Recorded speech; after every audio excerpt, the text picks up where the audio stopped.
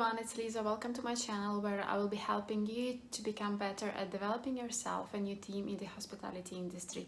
If you're a young HR, learning and development or operations enthusiast, you will benefit by subscribing to this channel. I value your time, so the time steps will be down below in the comments. And in this video, I would like to talk about 3 things that you must consider if you are on your way to creating a learning culture, or if you are already in the process but you feel a little bit stuck and you need some guidance. Number 1, it is not one-man show. You can't do everything by yourself. You can't create a learning culture by yourself. You need support, you need a team to be around you. So your top priority will be the senior management where you work, and they need to be actively involved in whatever you do. They should be interested in continuous learning and development of themselves and their team. They need to inspire people, right, to be that kind of person who learns, who is not staying in comfortable zone, who is looking for positive change and to way forward. So inspire them and tell them that, hey guys, you need to read books, attend courses, attend seminars, and when you do that, share everything that you learned with your team, because what is the point of going for a training and keeping whatever you learned to yourself only, right? However, I have seen many times that organizations rely too much on the HR and learning and development to drive learning culture. So where should I start, you will ask me, right? I would start somewhere else, asking yourself how many departments you have. Let's say you have 12, for example. You need a minimum learning champions or learning ambassadors, volunteers, call them the way you want, per department or per business unit or per section. These are the people who are genuinely interested in learning and sharing what they have learned with others. You might ask yourself, do I need managers? No. At the starting stage, what is important? It's passion and their desire to spend their time, because sometimes they would need to spend an extra time on that, right? At the later stage, you might want to look for a manager at each department to support you with the learning culture.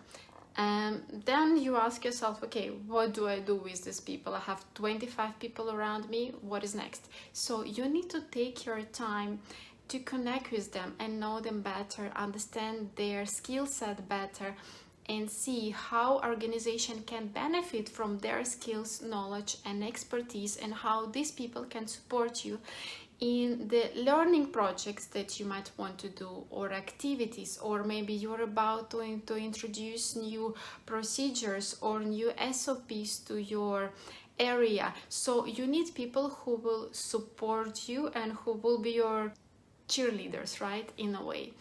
And if you are interested in knowing more what you actually can do with these people, how you can put system in place, let me know in the comments, and I will definitely record another video for that. At this starting stage, the more people you have to support you with your learning initiatives, the better. Number 2, you need to create awareness about what are the benefits of learning and development and what are the drawbacks of not learning, not developing yourself, because we tend to assume that people actually know, but you know what, that's not always the truth. It's like when you have a salesman or woman and they are in the selling mode all the time, 24/7. You need to be the same way at work every day, highlighting the benefits of learning and the drawbacks of not doing so. So the benefits of learning and development for your staff: they feel more confident, they have higher job satisfaction.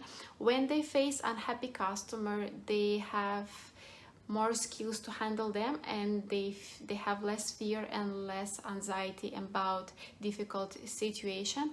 And the most important, they feel that the place where they work is the good place for them, that the managers are taking care about them, and the basically organization values them. what are the benefits for your line managers, right? For your middle management.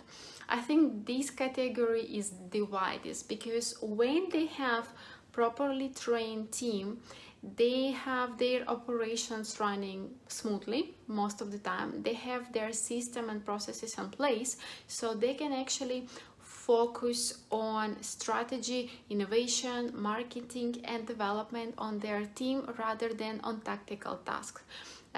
Recently, I read that managers need to spend 1/3 of their time at work on the task, 1/3 on their team as a whole, and 1/3 of their time on individual team members. It could be your high potential or low performing staff, new team members, or newly promoted, right, or newly transferred team members. However, from my experience in hospitality industry, and honestly in other industries as well, I have mostly observed that managers would spend half of their time at work on the task, 15% on systems and admin part that actually can be delegated to someone else, and 35% only on developing their team and individuals. And finally, what are the benefits for the organization? Well, this is the situation on the market, the trends, the customer behavior is always changing. So you need new set of skills, new attitudes, new expertise at the organization to meet all these changes. So you need to grow and develop your team. You also need it to increase productivity, to avoid wastage of time and resources that you have, and of course to avoid any possible fines that your organization might have because your people are not aware of certain things. And number 3, creation of learning culture. It is a project with no end. You can't create a learning culture within 6 months or a year. It takes time usually. So if you want to introduce some changes to learning and development practices at your place, allow people some time to digest these changes. You would need to have very strong time management skills, change management skills, and project management skills. And you would need to really understand what drives people, why people want to change, why people don't want to change, and how can you affect it, right? So if I were to suggest some plan on how you can establish learning and development culture at your place, this is how it would look like. First, you need to know why the organization was created, what are the values, and what company is doing, and what is the vision and what is the business plan for the next 1-2 years, right? Then you need to understand what kind of resources you would have within next 1 year, how many team members you have in HR, learning and development, operations that you can utilize. After that, you need to analyze learning and development practices that you currently have in your place and see one that serves you and the ones that are not, because some of them you would definitely want to keep. After that, based on your deep analysis, you need to draft a tentative learning and development plan for the next 6 months to 1 year, allowing some time for changes and cancellations. Please remember, it is always good to plan. It's good to have a plan. However, your plan might change just in the middle. New thing might come on the market, new system might be introduced, and you might need to do certain changes in your plan, right? So have agile mindset when you plan. Then hopefully your plan is get approved. So when it is approved, you need first and foremost to create an awareness about all the benefits of learning culture for all people at your place. After that, you need to introduce new processes and procedures if you have any. I would highly suggest not to introduce 5 new standard operating procedures at one time. It's better to do it one by one, okay?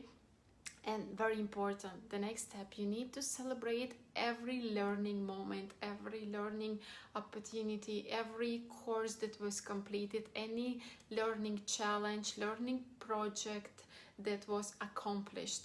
Show people that your company appreciates that when their employees learn. That's very important. And lastly, you need to analyze everything that you have done, right? And see what went well, what went not that well, right? Which processes and practices you would keep for the future, and which one you want to remove, or you might need to revise them. Please remember that people overestimate what they can do within a year, and they underestimate what they can do within 3 years. So start somewhere, start creating a learning buzz, a learning culture, and it will definitely bring you positive results. And this is it for today. Please let me know in the comments what are your challenges when it comes to developing a learning culture. I would like to see how can I serve you better and what challenges are you facing. Thank you very much for watching this video. I hope you really enjoyed it, and if you did, please give it a thumbs up and subscribe to my YouTube channel. And if you would like to see more of the similar content, you can always check and follow my Instagram channel. Thank you very much for watching this video, and I'll see you in my next one. Bye bye.